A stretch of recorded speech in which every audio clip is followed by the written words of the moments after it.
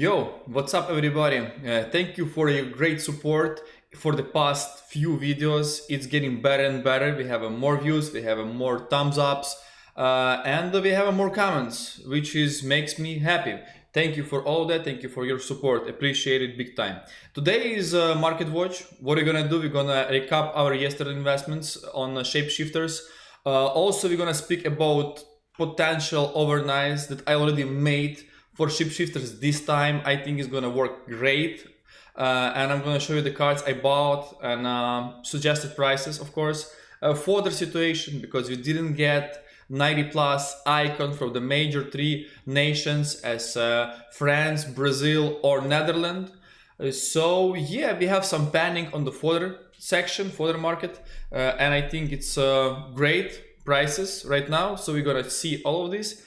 If you like the content, if you like the video, please thumbs up, follow if you're new, and of course comment if you have any specific questions. So what are we gonna start with? We're gonna start with our overnight flips that we bought on Saturday, right before squad battle rewards, and we sold it on Sunday, like 7 hours before the content. Few cards work decent, like for example Bailey, Eric Bailey. He was like 54k and I sold him for a 59.60, which is makes me a good profit, like 3 to 4k a card. Another good one was Toko Ekampi. I paid 67 for him and I sold for 75. It's like 4k after the tax. 4 cards, 16k W, right? I take a profit. Another one, Orsolini. Average buy price was 41. I sold all of him at 45. 2k on tax, 2k profit. So having like 10 of them, like 20k after tax, still take it. It's not fantastic, guys. It's not fantastic, but it's still W. Frankowski, I paid like 190, 191, and most of my cards I had 4 of him. I sold like 205, 204, 204, so it's like 3k a card, 2k a card. This one I lost coins, 197, I sold him and I took my L. So in general I broke even on him. And another one that didn't attach was Becker, and this dude, he was like 90k all day long. So I paid 89, 90, I sold for 90, so I lost like 5k per card. I had like 5 or 6 of him. So I lost like 30,000 coins, I think, on Becker alone. But you know, making coins on Bailey, Toko or Solini, a little bit on Frankowski. So in general, I think I'm in the profit margin, profit zone. But some cards, they didn't work well. That's the story about them. Also, I'm started selling some of my cards. Some cards, they reached the maximum price range. For example, those 3 that I had, max price is like 47.5k, 45k. I think they're gonna go higher.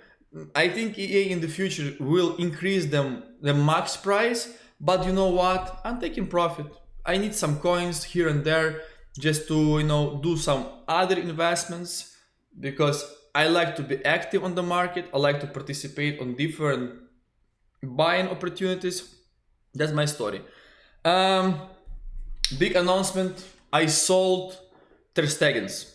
I had 24 Ter Stegens for average buy price like 41,000 coins, some 42, many cards at 40, some cards at 39. So I think average is 41.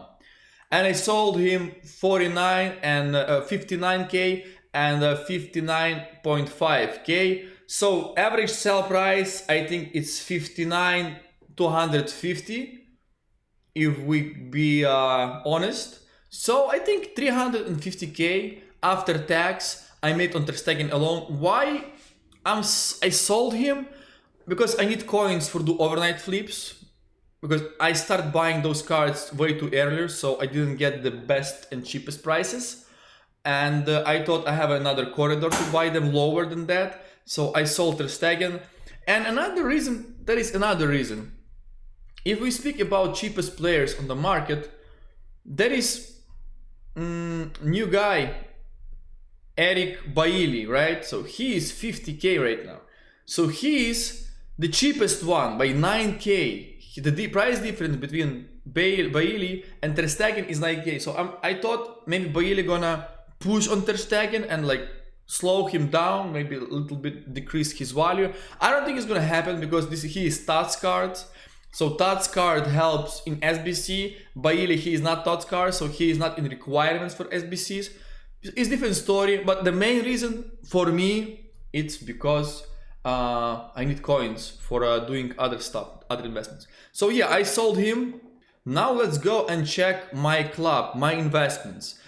I spent more than 1 million coins buying fodder. I did like club stock for 87s, 86s, 85 rated cards, 84s, even like I bought few 83s because they are cheaper. And I thought today we're gonna get a Icon SBC 90 rated plus for 3 major nations, but EA didn't release that pack. So I was sniping Parejo at 11.5k. At the moment, at the time, he was 12.5, so I was looking for the undercuts. But you know, after this SBC didn't come, people were panic selling those cards, and all 86s went all the way up to 9.9, 10,000 coins. And right now, Parejo costs like 10.5, for example. So I'm losing almost 2,000 coins per card, including taxes, of course. So it's not looking good at the moment, but the good thing, 85s, they are up, and I bought a lot of 85s at 7,000 coins, which makes me feel good because it's nice price in my opinion. And now the 7.9, so I'm making some coins back. My overnight flips is Becker. I was buying him at 65 like few hours ago, maybe 4 hours ago, 3 hours ago, because I was busy, I was working. So I thought, listen, let me maybe overpay because I'm not gonna have this good corridor. And now is the best corridor time. So I'm gonna show you the prices I paid for, and then after I'm gonna show you the market prices, and you just make your decision. Usually, market works perfectly overnights from from Sunday to Monday, because people ending weekend league, people opening packs, so those cards getting super cheap because of the supply that's coming from the packs, especially tradable packs. And on Monday, supply is dry off, and people buying cards back or to try them for their like division rivals or for a qualification for the next weekend league for different reasons. People trying cards, and they're not gonna have the much supply. So I'm thinking those guys gonna rebound. Hopefully Becker might go to 70k. So I was buying him at like 60 to 65. Frankowski, this is a whole different story. I have many of him. This is one of the examples, 137. I have Toko Ekambis up to 60k. I was buying him before at 65, but now I regret it. I better wait a little more and buy him at 60. Then another Toko Ekambi, another Frankowski at 144, Becker for 59.5. Now we go and see my transfer list. So I got 2 Rijkaards at 160. This is his lowest. He didn't go lower than that. Becker's at 65, and look at this. Frankowski 140. Okay, this one is good. How about other ones? How about this one? 157. How about this one? 160. How about this one? 162. 162. So I overpaid. I bought 4 at great price, like up to 144, and I bought 4 at super high price. But when I start sniping him, he was 170. So he was rebounding. He was on his way up. So I thought, listen, let me maybe overpay a little more and do not wait for this better corridor. But, you know, I made mistake. So other backers like 61, 64, 64, 65, you see, 65, 66. He was stable. Another good investment that I thought it's gonna be, it's Toko Ekambi. So I was buying him at 65, at 60k, like I showed you. So maybe average buy price, it's actually 62 to 63. Yeah, so that's the situation, because he's linking to new SBC that we got today, is Vitinha. Vitinha is great value. Many people put like good feedback on him. He is like 200k. He has like 5-star skill moves, 4-star weak foot, and he's from Paris Saint-Germain, so people like him. And Toko Ekambi, he's the link to him. I know it's not the same team. I knew it's like the same league, but the main factor, the same card design. People like to have a cards that have the same design, a card design, which makes them like, it's looking more colorful and interesting. So because of this SBC, you can see the price. Oh, it's actually 244. It's a little more than that, 243. But he has a lot of thumbs up, like 86%. And looking at Mbappe, because of Vitinha, Mbappe is down big time. Why? Because people completing Vitinha, and they replacing Vitinha. Mbappe with Vitinha, and look at his price. He down like a lot. He was 182 pre-content, 183, but his lowest is right now 140k. I think he might be a good buy at 135 and maybe sell him overnight at 150 to 155. He has some potential to rebound, but Vitinha, it's around for what? For like 14 days, so I would be aware of Mbappe, because Mbappe, it's still Mbappe, but people want to use new cards, and that dude, he's very similar to Mbappe, which is bad to him. One more bad thing, EA Sports didn't ask for Team of the Season cards in this SBC. This SBC didn't impact fodder at all, so fodder is not up, fodder is down, but Team of the Season cards, like, they were yesterday like 49k, and now the 44k. So every Team of the Season at the moment is even lower, like 43k. Oh no, 44,000 coins. So they are down big time. They were at 49. I think they still gonna be great investment in my opinion. I'm still holding a lot of those cards. Yeah, I sold my Ter Stegens. Yeah, I sold the cards that were in max price. But for me, I'm definitely gonna sell those when they reach 55k. Hopefully EA gonna ask for Team of the Seasons in future, in like near future. So I wanna get rid of those guys and I wanna take my profit. So that's the story with them. Let me go and check the recent prices. So we checked those, like 44k. We checked fodder, right? Fodder is down. Okay, so shapeshifters. Guys, if you're watching this video right now, and in my opinion, for example, Becker 60k is good. Orsolini 37k is good for overnight. Frankowski 145 is good for overnight. Depay, I don't know, I'm not touching him because he's weirdo.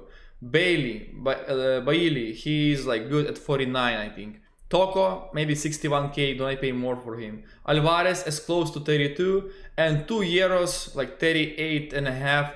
It's decent for overnight flips. And this Socrates, he is good card, but he is so common on the markets. He's 636. What's his lowest? This is his lowest. I think this is the buy time, right?